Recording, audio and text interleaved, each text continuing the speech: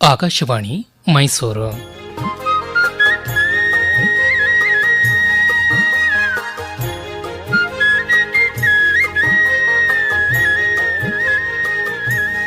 ಗಾದೆ ಗದ್ದುಗೆ ಗಾದೆ ಗದ್ದುಗೆ ಗಾದೆ ಗದ್ದುಗೆ ಗಾದೆ ಗದ್ದುಗೆ ಗಾದೆ ಗದ್ದುಗೆ. ರಾಮು ರಾಮು, ಏನಕ್ಕ?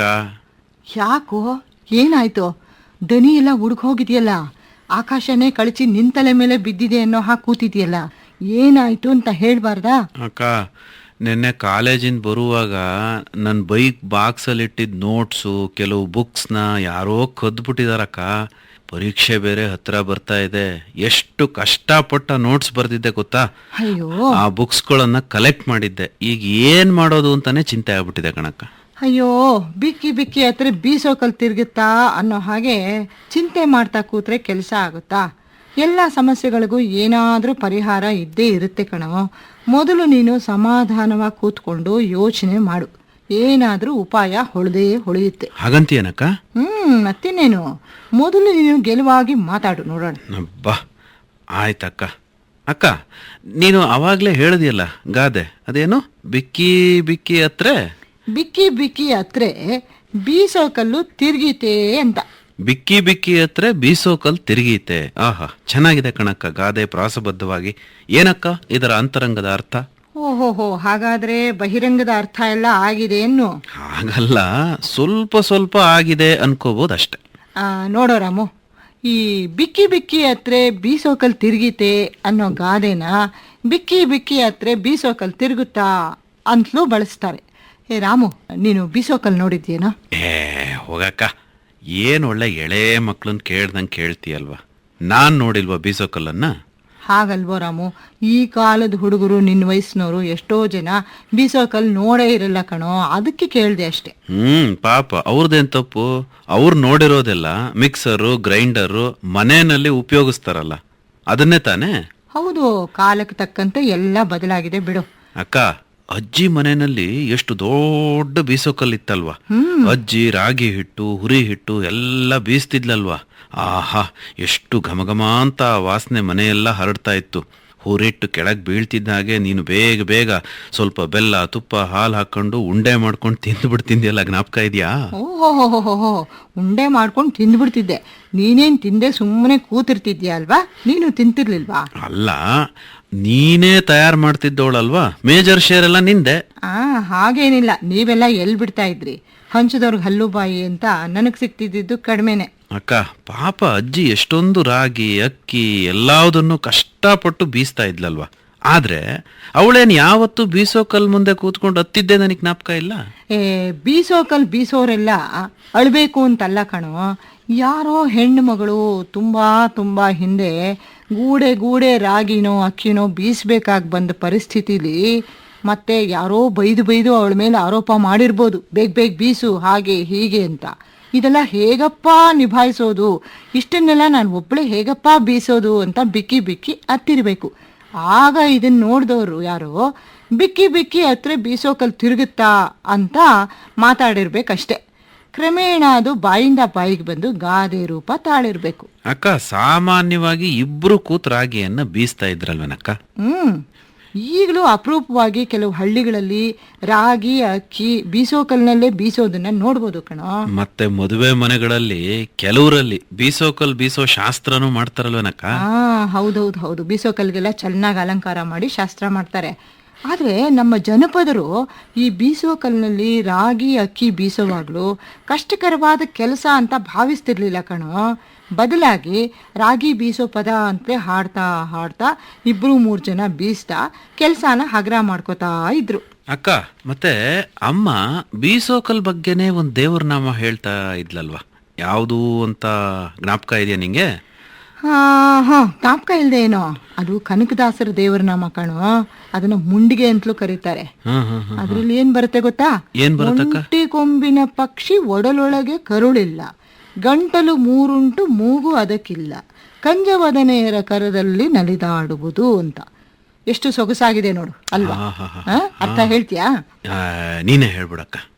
ಅಲ್ಲ ಕಣು, ಒಂಟಿ ಕೊಂಬಿನ ಪಕ್ಷಿ, ಅದಕ್ಕೆ ಒಂದು ಮರದ ಇದು ತಿರುಗಿಸೋದಕ್ಕೆ ಇರ್ತಲ್ಲ, ಅದು ಒಂಟಿ ಕೊಂಬು ತರ ಪಕ್ಷಿ ತರ ಅಂತದ್ದು. ಒಡಲೊಳಗೆ ಕರುಳಿಲ್ಲ, ಅದ್ರ ಹೊಟ್ಟೆಲೇನು ಕರುಳುಗಳು ಅನ್ನೋ ರೀತಿಲಿ ಏನಿಲ್ಲ.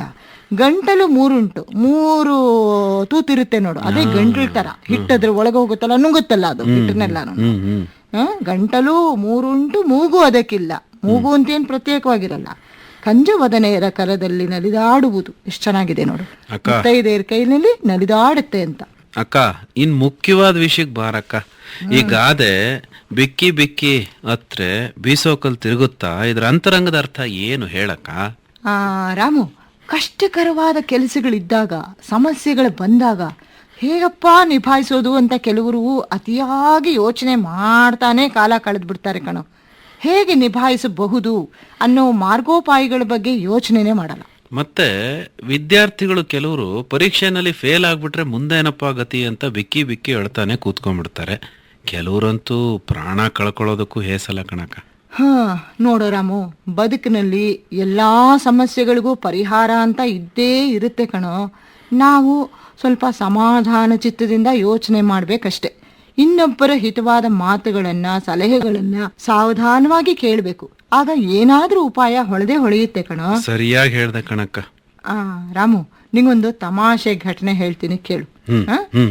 ನಿನ್ನ ಭಾವನ ಕಡೆ ಫ್ರೆಂಡ್ಸು, ಬಂಧು ಬಳಗದವರು ಒಂದು 15-20 ಜನ ಒಂದ್ಸಲ ಟ್ರಿಪ್ ಹೊರಟಿದ್ದವರು ದಾರಿಯಲ್ಲಿ ನಮ್ಮ ಮನೇಲಿ ತಿಂಡಿ ತಿನ್ಕೊಂಡು ಹೊರಡ್ತೀವಿ ಅಂತ ಬೆಳಿಗ್ಗೆ ಫೋನ್ ಮಾಡಿ 9 ಗಂಟೆ ಹೊತ್ತಿಗೆಲ್ಲ ಬಂದೇ ಬಿಟ್ರು ಕಣ. ಸರಿ, ನಿಮ್ಮ ಭಾವ ಬೇಗ ಉಪ್ಪಿಟ್ಟು ಮಾಡ್ಬಿಡು, ಹೋಗಿ ತರಕಾರಿ ತಗೊಂಡ್ ಬರ್ತೀನಿ ಅಂತ ಹೇಳ್ಬಿಟ್ಟು 3 kg ಅವರೇಕಾಯಿ ತಂದ್ಬಿಟ್ಟು ಬೇಗ ಉಪ್ಪಿಟ್ಟು ಮಾಡು ಅಂತ ಆತರ ಮಾಡಿ ಆ ಕಡೆ ಪೇಪರ್ ಓದಕ್ ಹೊರಟೆ ಹೋದ್ರು. ಅಷ್ಟು ಅವರೇಕಾಯಿ ಭಾವನೆ ಸುಲಿದ್ ಕೊಟ್ರ? ಅವರೆಲ್ಲಿ ಸುಲ್ಕೊಳ್ತಾರೆ. ನನಗಂತೂ ಯೋಚನೆ ಹತ್ಕೊಂತು, ಅಷ್ಟು ಸುಲಿಯೋದು ಯಾವಾಗ, ಉಪ್ಪಿಟ್ಟು ಮಾಡೋದು ಯಾವಾಗ, ಅವ್ರಿಗೆಲ್ಲ ಬಡಿಸೋದು ಯಾವಾಗ ಅಂತ. ಏನು ಮಾಡೋದು? ತಕ್ಷಣ ಒಂದು ಐಡಿಯಾ ಹೊಳಿತು ಕಣ. ಎಲ್ಲಾರು ಹಾಡು ಹರಟೆ ಅಂತ ಕೂತಿದ್ರು. ನಾನೇನ್ ಮಾಡಿದೆ ನೋಡಿ, ಒಂದು ಸಣ್ಣ ಕಾಂಪಿಟಿಷನ್ ಇಡ್ತೀನಿ ನಿಮ್ಗೆಲ್ಲಾನು, ಎಲ್ಲರೂ ಭಾಗವಹಿಸ್ಬೇಕು ಅಂತ ಹೇಳಿದೆ. ಪ್ರೈಸ್ ಇದೆ ಅಂದೆ. ಓಹೋ, ಸಂತೋಷವಾಗಿ ಅಂತಂದ್ರು. ಸರಿ, ಎಲ್ಲಾರ ಮುಂದೆನೂ ಅವರೇಕಾಯಿ ಗುಡ್ಡೆ ಒಂದು 20-30 ಹಾಕ್ಬಿಟ್ಟು ಯಾರು ಬೇಗ ಸುಲಿತಾರೆ ಅವ್ರಿಗೆಲ್ಲ first prize, second price, third price, ಒಂದು ಕಾನ್ಸೊಲ್ಯೂಷನ್ ಪ್ರೈಸು ಅಂತೆಲ್ಲ ಇಟ್ಟೆ ನೋಡು. ಚಕ ಅಂತ ಎಲ್ರು ಮುಂದೆ ಬಂದ್ರು. 15 ನಿಮಿಷದಲ್ಲಿ ಎಲ್ಲ ಅವರೇಕಾಯಿ ಸುಲಿದಾಯ್ತು ಕಣ. ಎಂತ ಸೂಪರ್ ಐಡಿಯಾ ಹೊಳೆದಿದ್ಯಕ್ಕ ನಿಂಗೆ. ಬಂದವ್ರಿಗೆಲ್ಲ ನನ್ಗೆ ಹೇಳದಾಗೆ ಈರುಳ್ಳಿ ಹೆಚ್ಚಿ ಅವರೇಕಾಯಿ ಸುಲೀರಿ ಅಂತ ಹೇಳಕ್ಕಾಗತ್ತಾ? ಒಟ್ನಲ್ಲಿ ಏನೋ ಉಪಾಯವಾಗಿ ಕೆಲಸ ನಿಭಾಯಿಸ್ತೆ. ನೀನಂತೂ ಸುಲಿಲಿಲ್ಲ ಅಲ್ವಾ? ನಾನು ಪ್ರೈಸ್ ಕೊಡ್ಲಿಲ್ವಾ, ಮತ್ತೆ ಉಪ್ಪಿಟ್ಟು ಮಾಡ್ಲಿಲ್ವಾ ಅಷ್ಟು ಜನಕ್ಕೆ? ನೀನ್ ಮಾತಿನ ಮಲ್ಲಿ ಕಣಕ್ಕ. ಟೈಮ್ ಆಗ್ತಾ ಇದೆ ಅಕ್ಕ. ನಾನು ಈಗ ಬೀಸುಕಲ್ ಮುಂದೆ ಕೂತ್ಕೊಂಡು ಬಿಕ್ಕಿ ಬಿಕ್ಕಿ ಅಳ್ಬೇಕಷ್ಟೆ. ನನ್ ಸಮಸ್ಯೆಗೆ ಏನಕ್ಕ ಮಾಡ್ಲಿ? ರಾಮು, ನಿಧಾನವಾಗಿ ಯೋಚನೆ ಮಾಡು ಕಣೋ. ನಿನ್ ನೋಟ್ಸು ಇನ್ಯಾರಿಗಾರು ಕೊಟ್ಟಿದ್ಯಾ ಏನು ಅಂತ. ಮತ್ತೆ ಅವತ್ತೊಬ್ಬನು ಹುಡುಗ ಬಂದಿದ್ನಲ್ಲ, ನೀನ್ ಏನು ಮಾತಾಡ್ತಾ ಕೊಟ್ಟಿಯಲ್ಲ ರೂಮಿಂದ ತಂದು. ಈಗ ನೆನಪಿಗೆ ಬಂತಕ್ಕ. ನನ್ ಕ್ಲೋಸ್ ಫ್ರೆಂಡ್ ಒಬ್ಬನಿಗೆ ಕೊಟ್ಟಿದ್ದೆ. ಅವನು ಜೆರಾಕ್ಸ್ ಮಾಡ್ಕೊಂಡಿದ್ದೀನಿ ಅಂತ ಹೇಳಿದ್ದ. ಸದ್ಯ ನೋಟ್ಸ್ ವಿಷಯ ಬಗೆಹರಿತು. ಇನ್ನು ಬುಕ್ಸ್ ಯಾವ್ದಾದ್ರೂ ಲೈಬ್ರರಿಯಿಂದಲೋ ಸ್ನೇಹಿತರಿಂದಲೋ ಇಸ್ಕೊಂಡು ಓದಿ ಕೊಡ್ಬಹುದು ಬಿಡು. ಯೋಚನೆ ಮಾಡ್ಬೇಡ. ಇನ್ನು ಈಗ ಬೇಗ ತಿಂಡಿ ತಿನ್ನೋಣ. ತಟ್ಟೆ ತಗೋ. ಏನಕ್ಕ ತಿಂಡಿ? ಒಚ್ಚಾವ್ಗೆ ಮಾಡಿದೀನಿ, ಚಿತ್ರಾನ್ನ, ಕಾಯಿ ಹಾಲು ಎಲ್ಲ ಮಾಡಿದೀನಿ. ಬೇಗ ಕೊಡಕ್ಕ. ಭಾವ ಬೇಗ ಬನ್ನಿ, ಒತ್ತು ಶಾವಿಗೆ ಸ್ಪೆಷಲ್.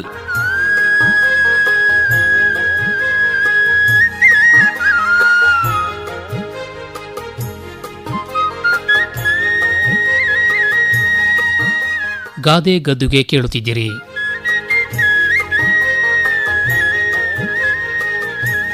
ರಚನೆ ಹಾಗೂ ಪ್ರಸ್ತುತಿ ಡಾಕ್ಟರ್ MS ವಿಜಯ ಹರನ್.